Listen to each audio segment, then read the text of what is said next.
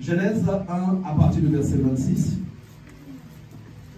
Et Dieu dit, faisons l'homme à notre image, selon notre ressemblance, et qu'il domine sur les poissons de la mer, sur les oiseaux du ciel, sur le bétail, sur toute la terre et sur tous les reptiles qui rampent sur la terre.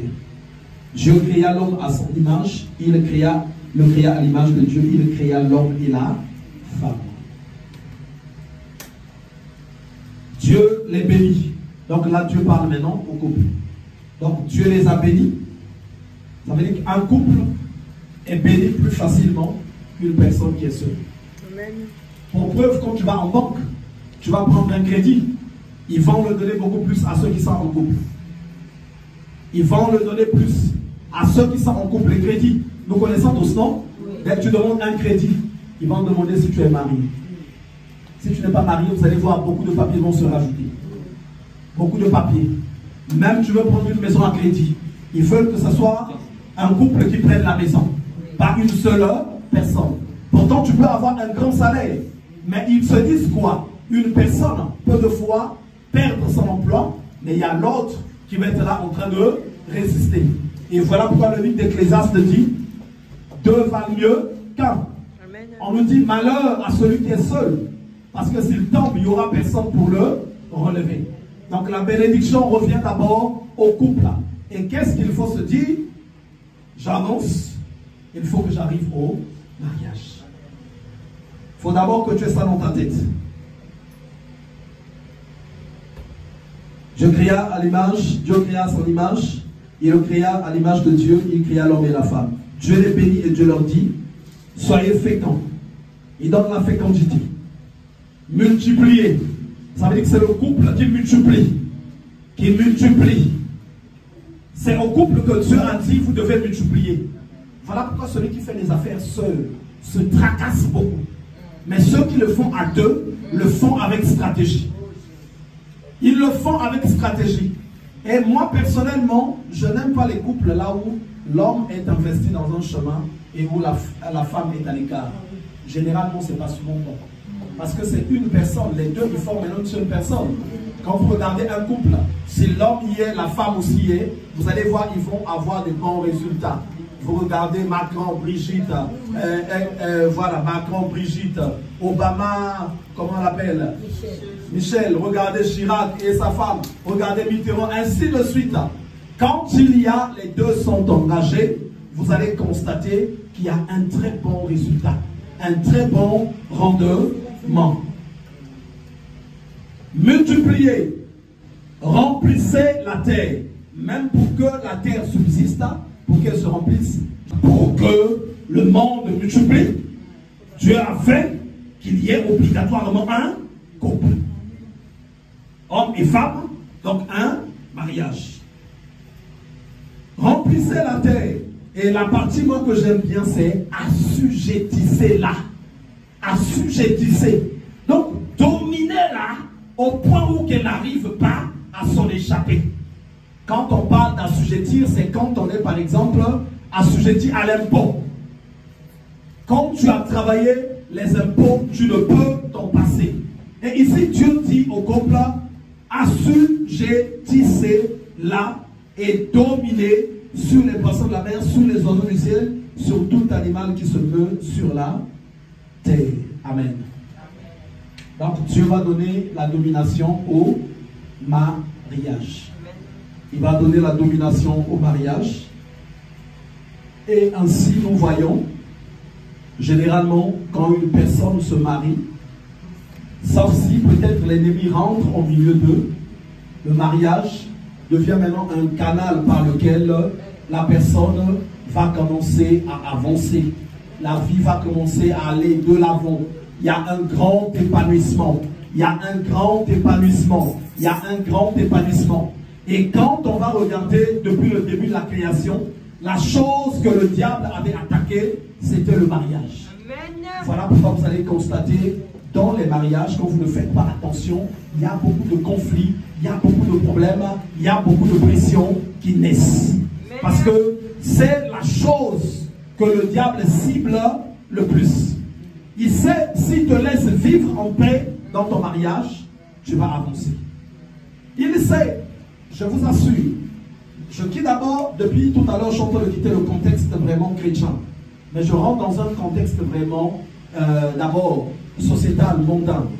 Tous ceux qui réussissent, vous allez ressentir qu'il y a des femmes à côté. Ou également vice-versa. Et là, nous voyons l'importance du mariage.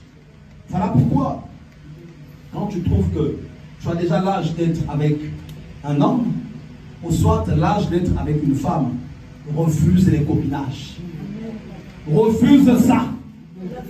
Refuse ça.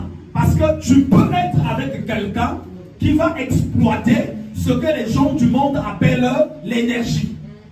Il y a chacun de nous des capacités spirituelles qui permettent aux autres également de se booster.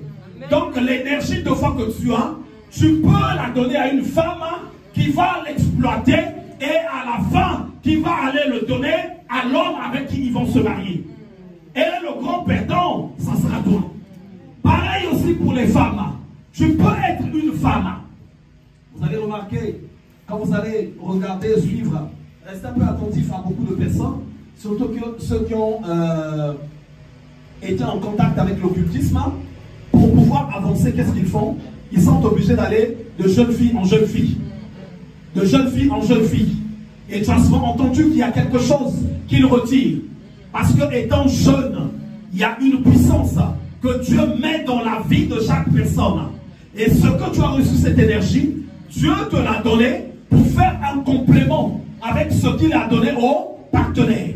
Et ensemble, vous allez construire quelque chose de fort qui va vous emmener de l'avant. Et ceux qui sont de fois dans l'occultisme passent le temps à dépouiller mystiquement certaines personnes. Voilà pourquoi ce que tu as reçu de Dieu, tu dois le préserver et tu dois réserver ça ou pour ton mari, quand tu es une femme, quand tu es un homme, tu dois réserver ça pour faire le complément auprès de la femme que Dieu va te donner. Sinon, tu auras tout perdu, tu auras tout vendu. Pour ceux qui lisent souvent les Écritures, il y a un des enfants de Jacob qui était appelé Judas. Au moment où il va rencontrer la prostituée, que nous dit la parole de Dieu. Pendant qu'ils ont eu des moments d'intimité, la parole de Dieu déclare que Judas avait laissé chez cette femme le bâton, le cordon et le sceau. Donc il a laissé des choses qui ont un grand caractère spirituel. Il a laissé chez cette femme. Mais c'est après finalement que cela va être révélé. Donc la femme détenait maintenant le pouvoir de Judas. Judas était maintenant nu. Il y a des hommes, des femmes avec qui tu vas te lier dans une relation qui n'a pas d'avenir. Mais tu ne sais pas ce que tu vas perdre. Tu ne sais pas ce que tu vas laisser là-bas. Et il y a beaucoup de personnes aujourd'hui qui ont maintenant 50, 60 ans, qui regrettent toute leur vie. Ils n'ont pas pu faire quelque chose parce qu'il a eu de fois le temps d'aller avec un homme ou avec une femme qui ont récupéré tout ce qu'ils avaient. Et à l'avenir, ces personnes se retrouvent totalement dépouillées. Vous savez, notre vie à nous, elle a sa source dans l'invisible. C'est là que se joue le tout. C'est là que se joue le tout. C'est là que se joue le tout. Et cette invisibilité, à la base, dans certaines lois, n'a rien à voir avec Dieu. Avec Dieu comme adorateur, je vais vous expliquer pourquoi je dis ça. Mais il y a Dieu qui agit aussi comme créateur. Chaque personne qui vient sur la terre, que tu connaisses Dieu ou pas, tu nais avec des grâces que Dieu a mis en toi. Tu nais avec des grâces qui sont utiles pour la société. Voilà pourquoi il est écrit dans la parole de Dieu: l'Éternel fait lever son soleil sur les bons et sur les méchants. Que tu connaisses Dieu ou pas, l'Éternel va mettre quelque chose en toi. Pour ceux qui connaissent bien certaines traditions, pourquoi on ne permet pas qu'un nouveau-né, une personne arrive simplement venir le prendre? Parce que nous connaissons tous qu'il y a des sorciers qu'on appelle des sorciers débrouilleurs. Lui, quand il arrive, quand il y a un nouveau-né, il passe, il ravit le tout. Et vous allez voir la vie de cet enfant-là va commencer à avancer en catastrophe, avec beaucoup de difficultés. Donc chaque personne qui naît a quelque chose. Et toi, tel que tu es né là, tu peux te voir aujourd'hui, tu es pauvre. Tu peux te voir aujourd'hui, tu n'as pas de foi autant de moyens. Mais l'Éternel, ou les anges, ou les sorciers, ou les démons vont te voir différemment. Eux, ils vont voir en toi la grâce que Dieu a mis en toi. Cette grâce qui attend d'éclore. Cette grâce qui attend de se manifester. C'est ça qu'ils vont voir. Et quand tu n'es pas attentif, les ténèbres, les sorciers, les magiciens vont t'envoyer de foi, ou des femmes, ou des hommes qui passeront sur ton chemin et qui récupéreront toi ce que tu n'as pas envie de garder. Et la pensée de Dieu est que tu gardes ce qu'il t'a donné pour ton mari. La pensée de Dieu est que tu gardes ce que Dieu t'a donné pour ton foyer, pour ta femme, afin que vous soyez un couple fort, afin que vous soyez un couple qui aura de l'autorité. Et ça, c'est le plan, c'est la pensée de Dieu. Donc Dieu qui bénit le couple, Dieu qui donne la domination. Et par là, nous voyons que quand une personne arrive dans la dimension de mariage, c'est une autre dimension de vie que cette personne-là accède. Une autre dimension de vie, une vie là où il y aura beaucoup plus de victoire, une vie là où il y aura beaucoup plus de percées, une vie là où il y aura beaucoup plus d'avancées. Et donc chaque personne devait implorer incessamment l'Éternel: Seigneur, fais-moi grâce, je veux me marier, Seigneur, fais-moi grâce, je veux arriver à cette dimension, vivre cette vie de mariage. Amen. Et le dimanche, on a vu le mystère du puits, comment ça se passait, où étaient trouvées les femmes. Donc, on est dans un message qui est un peu beaucoup plus à caractère prophétique. On a lu Genèse 24, qu'on va relire rapidement, mais on verra d'autres points que nous n'avons pas vus le dimanche. Genèse au chapitre 24. Voilà pourquoi vous constatez, quand une personne ne se marie pas, elle devient malheureuse. Le célibat va me quitter quand? Le célibat va me quitter. Ne te manque pas de cette personne. C'est Dieu qui a refermé le bonheur dans le mariage. C'est Dieu qui a renfermé les choses dedans. Prie plutôt pour cette personne. Genèse au chapitre 24. Donc à partir du verset 1, on voit comment est-ce que Abraham va envoyer un de ses serviteurs pour aller chercher une femme pour Isaac. Maintenant, nous allons voir là où le serviteur d'Abraham va faire sa prière. Donc on vient au verset 9.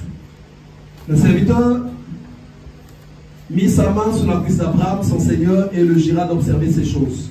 Le serviteur prit 10 chameaux parmi les chameaux de son seigneur, et il partit, ayant à sa disposition tous les biens de son seigneur. Il se leva et alla en Mésopotamie, la ville de Nachor. Il fit reposer les chameaux sur leurs genoux, hors de la ville, près d'un puits, au temps du soir, au temps où sortent celles qui vont puiser de l'eau. Et il dit: L'Éternel Dieu de mon Seigneur Abraham, fais-moi, je te prie, rencontrer aujourd'hui ce que je désire, et use de bonté envers mon Seigneur Abraham. Voici, je me tiens près de la source d'eau, et les filles des gens de la ville vont sortir pour puiser l'eau. Que la jeune fille à laquelle je dirai: penche ta cruche, je te prie pour que je boive, et qui répondra: bois, et je donnerai aussi à boire à tes chameaux, soit celle que tu as destinée à ton serviteur Isaac. Et par là, je reconnaîtrai que tu uses de bonté envers mon Seigneur. Donc, sa demande, il va la faire d'une manière précise, mais ça se passe à côté du puits. La femme qui aura les capacités de puiser de l'eau, de lui en donner aussi à lui et à ses chameaux et les personnes qui l'accompagnent, soit celle-là qui est destinée au fils d'Abraham. En lisant rapidement, on peut se dire que c'est simplement un hasard quand on parle du puits. Si on va dans le livre de Genèse 29 et Exode 2, on va constater que les femmes qui ont beaucoup impacté étaient des femmes qui étaient toujours à côté du puits. qui savait puiser, qui savait également donner à boire. Et en voyant les Écritures, le puits est une représentation du lieu là où on travaille pour le Seigneur. Du lieu où on travaille pour le Seigneur. Donc une femme qui attend silencieusement, tranquillement, dans la présence de Dieu avant de trouver le mariage. Une femme qui est au service de Dieu, quand même, comme vous allez voir, surtout dans beaucoup de pays, États-Unis, beaucoup de pays d'Afrique, quand on parle d'une femme, là-bas, chaque homme a envie d'entendre que son fils ou son frère a trouvé une femme qui sert le Seigneur, et non une femme qui passe son temps dans les boîtes de nuit. Est-ce qu'on est d'accord? Une femme qui passe son temps dans les boîtes de nuit, je ne pense pas que ce soit une femme pour le mariage. Mais une femme pour le mariage, c'est une femme qui doit avoir la crainte de Dieu. Parce que sans la crainte de Dieu, une femme peut facilement te tromper. Sans la crainte de Dieu, une femme peut faire tout ce qu'elle veut. Et là, le serviteur d'Abraham, dans la recherche qu'il va faire, il va se focaliser sur le puits. Une femme qui sait donner à boire. Une femme qui a cette capacité de puiser. Comme vous voyez aussi pour Jacob, dans Genèse 29, c'est aussi pareil. Lui aussi, il va à côté du puits. Et c'est au puits qu'il va trouver, finalement, Rachel. Quand on voit aussi, Moïse, c'est pareil, à côté aussi du puits. Donc des femmes qui étaient dans la présence de Dieu, des femmes qui étaient dans la maison de Dieu, et des femmes qui étaient en train de servir, qui étaient au service, qui étaient occupées, afin de ne pas perdre ce qu'ils avaient, qu'ils devaient apporter au mariage.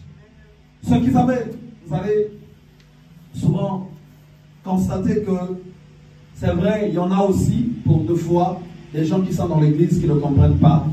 Mais quand tu es normalement dans l'église, pendant que tu es en train de servir le Seigneur, ça t'occupe, ça te prépare et ça t'empêche d'aller dans certaines voies, là où des fois tu vas vendre ta personne.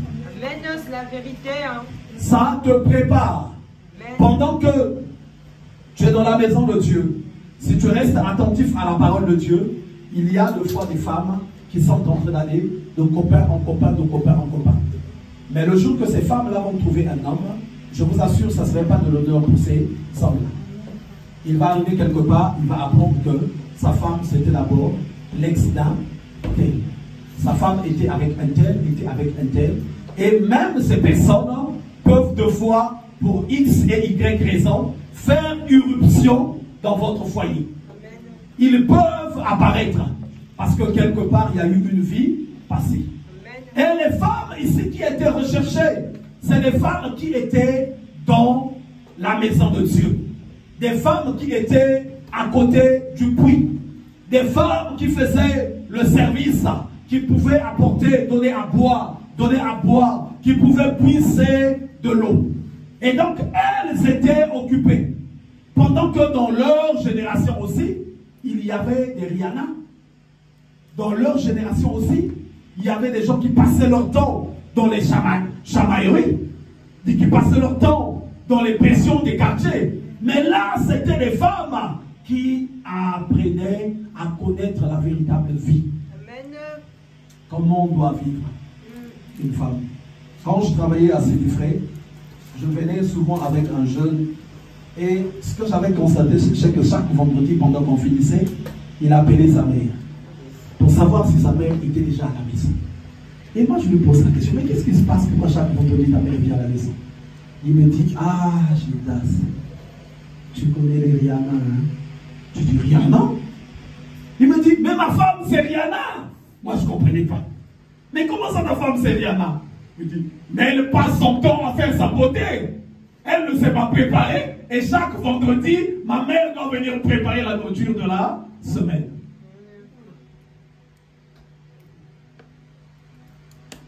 Et moi, quand je lui pose la question, mais tu aimes ça quand même? Pourquoi on ne sait pas? Il dit, je vais faire quoi? Je suis déjà tombé dans les pièges. Je suis obligé de vivre comme ça. Et chaque vendredi, maman doit arriver. Mais dans la présence de Dieu, je vais commencer à former une femme.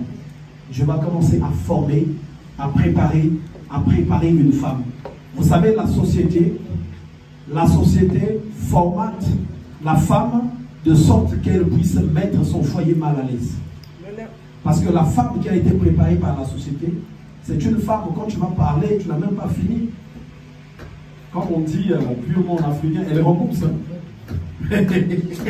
Elle aussi, elle parle. Quand tu hausses le temps, elle aussi pareil. Et même, je crois que c'est elle qui va te dire, mais tu vas faire quoi? Hein? Alors, vas-y si tu es un homme. Mais la femme que Dieu forme, c'est une femme qui va te respecter. Je ne parle pas d'une femme esclave. Une femme qui va te respecter et une femme aussi que toi tu vas respecter. Une femme là où il fera vraiment du bon vivre. Là où il fera vraiment du bon vivre. Ça, c'est celle-là que Dieu va commencer à préparer, à former. Celle-là que Dieu va commencer à préparer, à former. Voilà pourquoi toi qui es dans la maison de Dieu, ce que tu dois comprendre, c'est que tu as une valeur. Il manque seulement le temps pour que tu rentres maintenant en possession de ce que Dieu a prédestiné pour toi. Il y a une valeur que tu as. Tu n'es pas pareil que la femme qui est dehors. Mais c'est toi qui dois comprendre pourquoi je suis là. Pendant que tu es dans la présence de Dieu, c'est là que tu vas commencer à te former, à garder ce que Dieu a mis en toi. Ce que Dieu a mis en toi, c'est là que tu dois commencer à le garder. Et ceux qui connaissent, ceux qui ont la révélation, il arrivera à un moment donné où ils comprendront qu'il faut passer à côté du puits. Qu'il faut passer à côté du puits. Vous allez voir, les hommes passaient toujours à côté du puits. Les hommes passaient toujours à côté du puits. Aujourd'hui, il y a des hommes qui se disent, mais où est-ce que je vais trouver une femme? Tu vas partout, ça ne marche pas. Tu vas par là, ça ne marche pas. Tu vas à tel endroit. Mais il y a des femmes à côté du puits. Il y a des femmes à côté du puits. Il y a des femmes à côté du puits. Des femmes qui sont formées.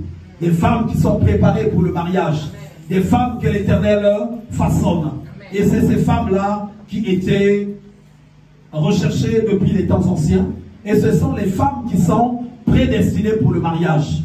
Pourquoi les femmes du mariage? Parce que c'est Dieu qui enseigne profondément sur le mariage. C'est Dieu qui enseigne profondément sur le mariage. Vous savez, c'est pas facile de rencontrer une femme ou un homme avec qui vous allez être un. Une femme qui va comprendre que d'abord, la famille en fait vient ensuite. C'est vous deux d'abord. Et ça, c'est Dieu qui donne cette éducation. C'est Dieu qui donne cette éducation. Plus elle va passer du temps dans la présence de Dieu, plus le Seigneur va l'enseigner, plus le Seigneur va l'instruire. Regardez, pour certains, vous allez deux fois pour certains vous retrouver dans des mariages recomposés. Mais quand tu te retrouves dans un mariage recomposé, si tu n'as pas véritablement une femme, s'il n'y a pas véritablement un homme, ça ne va pas marcher. Pourquoi ça ne va pas marcher? Il y a un homme qui va dire que hey, moi ça c'est des enfants, hein. Moi je ne joue pas avec les enfants. Il y a l'autre aussi qui va dire aussi pareil. Et il n'y aura jamais la paix. Même les enfants vont vous manipuler par rapport à ce genre d'attitude. Mais ceux qui connaissent la pensée de Dieu, ceux qui ont compris le principe du mariage, ils vont d'abord se valoriser eux deux. Et les enfants viendront après. Parce que nulle part il est écrit que l'homme va s'attacher à ses enfants, ni la femme à ses enfants, mais l'homme va s'attacher à sa femme. Et les deux deviendront une seule personne pour éduquer maintenant ces enfants-là. Pour éduquer maintenant ces enfants-là. Et raison pour laquelle ceux qui étaient en train de rechercher des femmes les recherchaient à côté du puits. À côté du puits, parce que c'est à côté du puits qu'on apprend à vivre, à côté du puits qu'on apprend à vivre, à côté du puits qu'on montre les principes de la vie. Comment tu dois vivre ton mariage? Comment tu dois vivre ta vie amoureuse? Comment tu dois la vivre? Comment tu dois vivre cette institution que Dieu a donnée, qui est l'homme, qui est la femme. Deux fois, quand tu vas rencontrer une femme qui est sortie dans un certain milieu, là où on l'a pris, il ne faut jamais faire confiance à un homme. Tu es foutu. Tu es foutu. C'est là que le calvaire de la vie va commencer. Même les téléphones sont sous écoute. Même les textos sont. Donc, dès que tu laisses ton téléphone, dès que tu commences à somnoler, elle va faire des pas. Elle va fouiller partout. Et l'homme aussi qui a grandi dans ces milieux où on l'a dit, il faut faire attention. Mais écoute, on te dit, il faut faire attention aux femmes. Mais pourquoi tu ne te méfies pas de ta mère? Vraiment, c'est la vérité. Si tu devais te méfier de toutes les femmes, mais méfie-toi aussi de ta mère. Ta mère, c'est dangereuse, hein? Mais quand c'est ta mère, donc voilà qu'elle commence à faire les éloges. Oh non, moi ma mère, même quand j'ai de l'argent, c'est elle qui garde. Non, mais je fais confiance à ma mère, mais je fais ceci. Et tu sais ce que ta mère a fait à ton père? Hein? C'est la vérité. Mais va poser la question des femmes maintenant à ton père. Si ton père ne va pas te dire que fais attention à ta mère. Voilà.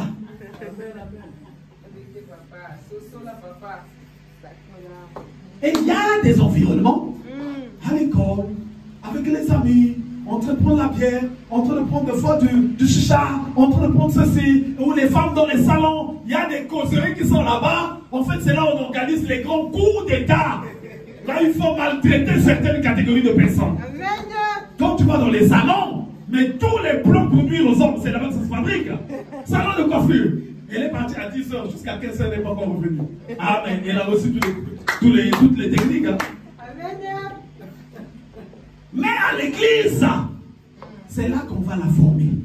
Et généralement, les hommes, ils préfèrent aller chercher les femmes là au salon. Mais c'est la mort que tu vas chercher. C'est la mort, c'est à l'église que tu devais la chercher. C'est là que tu devais regarder. Et là, les prophètes savaient que c'était à côté du puits. À côté du puits.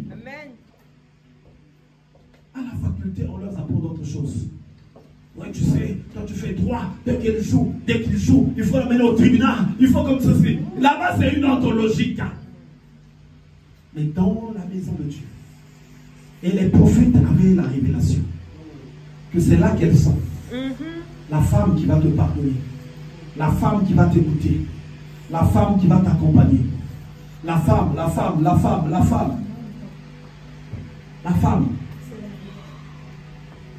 C'est là où tu vas te poser, tu vas te dire, oh, mais pourquoi tu apprenais que les couples se chamaillaient? Mais pourquoi nous on se chamaille pas? Pourquoi? Parce que simplement, l'Éternel a eu à parler à cette âme. L'Éternel a eu à parler à cette âme. Que le mariage, c'est pas un lieu qu'il faut cacher. C'est là au contraire qu'il faut jouir de la vie. C'est là qu'il faut jouir de la vie. C'est là qu'il faut être heureux. C'est là qu'il faut vivre paisiblement. Voilà pourquoi vous voyez, beaucoup de personnes sont motivées. Il attend que le vendredi arrive pour faire un tour chez maman. Mais ça ne va pas dans ton mariage, il y a quelque chose qui ne va pas. Il y a quelque chose qui ne va pas. Le lait. Si tu es heureux, tu verras, il y a des choses, même, c'est même de fois même ta femme qui va te forcer. Allons quand même voir maman. Oh ben moi je suis fatigué là. En fait, tu n'as pas envie. Tu es tellement bien avec ta femme.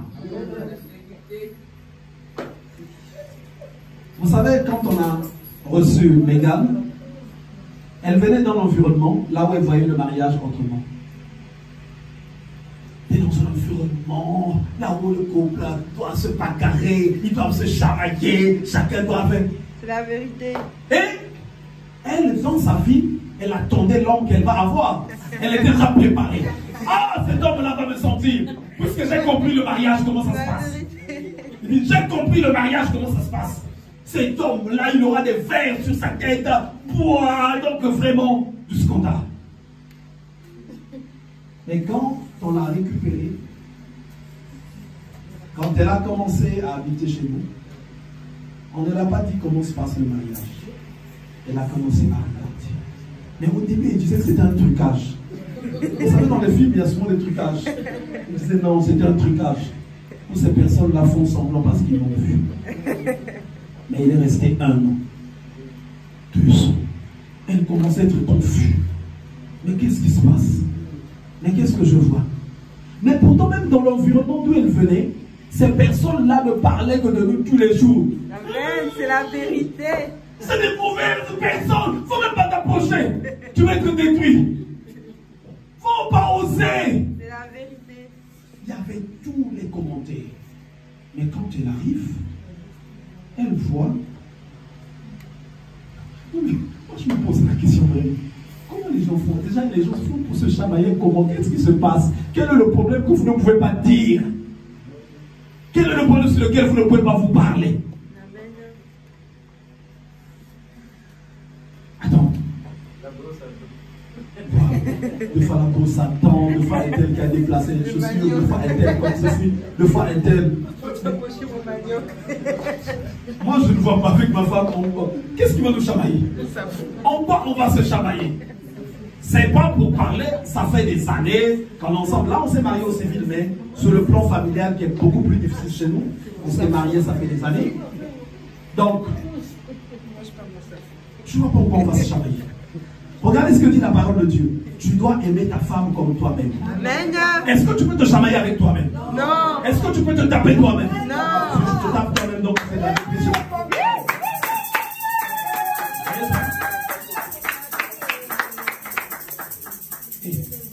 La vérité. Et Megan a commencé à regarder. Megan a commencé à regarder. Et jusqu'à ce que des années après que sa bouche s'ouvre, pour qu'elle confesse qu'elle voyait le mariage entre eux.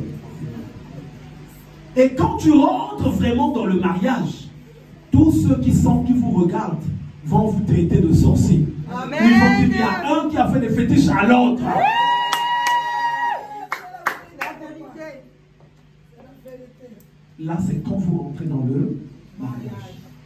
Mais c'est nous, il y a le respect, il y a la compréhension. Là où ça doit rigoler, là où vous devez mettre des projets en place, là où on doit sentir. De sorte que même tes enfants, tout de suite, ils ont envie de grandir et se marier aussi. Ils ont tellement vu le goût du mariage.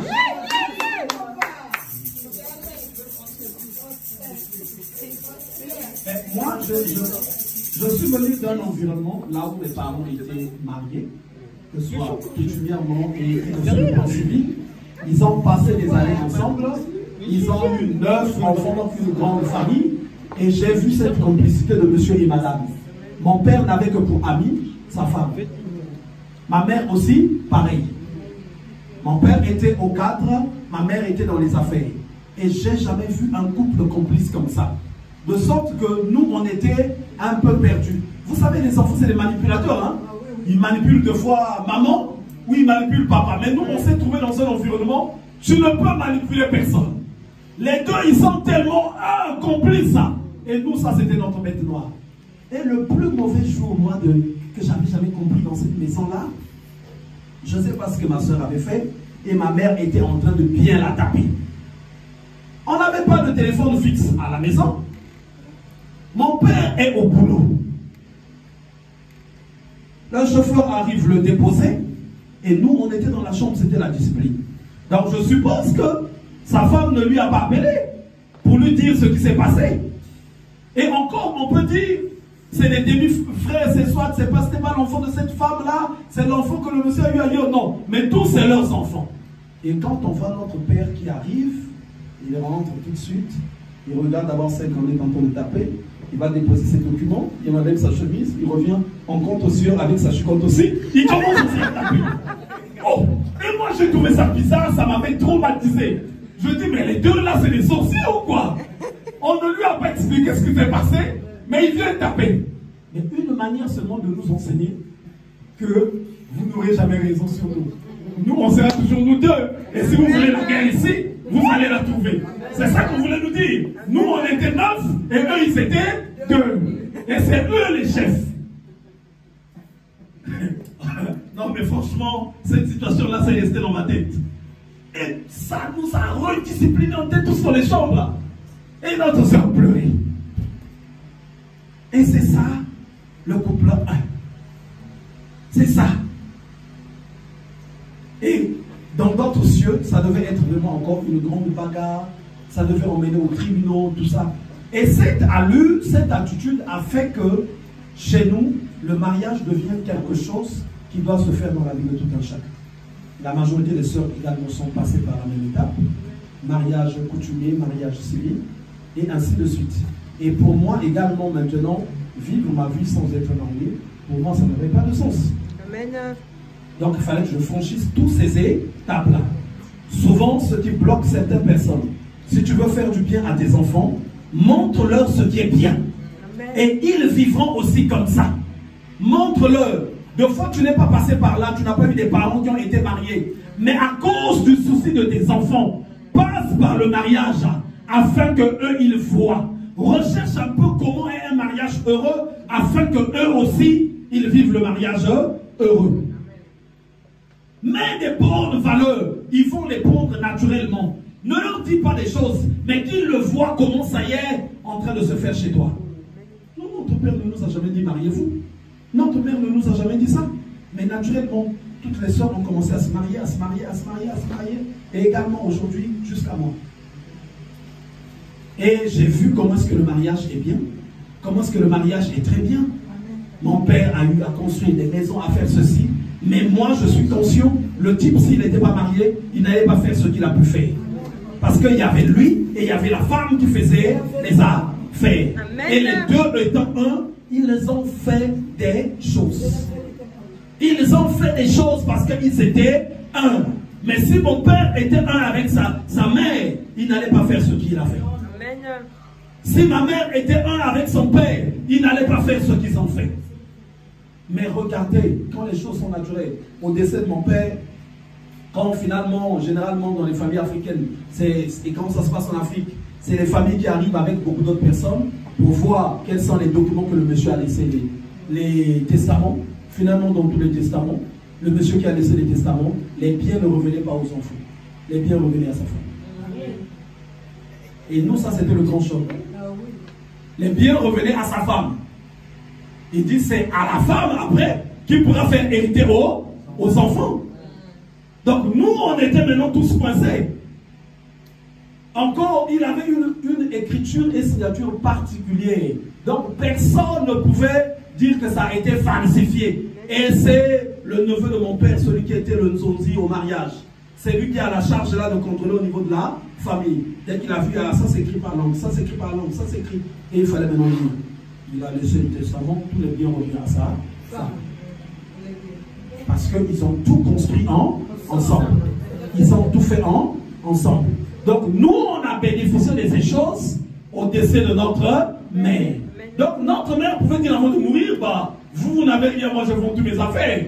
Mais elle allait avoir raison, puisque c'est ses biens. À la fin, les biens maintenant nous sont revenus. Mais simplement parce que c'était une famille unie, c'était un couple vraiment uni. Et moi, je vous assure, c'était des gens heureux, heureux, heureux. Et le monsieur, quand il fallait aller à une fête, retrait de deux, tout ça, c'était toujours avec sa femme. Il n'avait pas d'autres amis. Surtout nous les hommes. Des fois, nous avons des conseillers qui conseillent mieux que nos femmes. Il n'y a pas une personne qui peut te conseiller mieux que ta femme.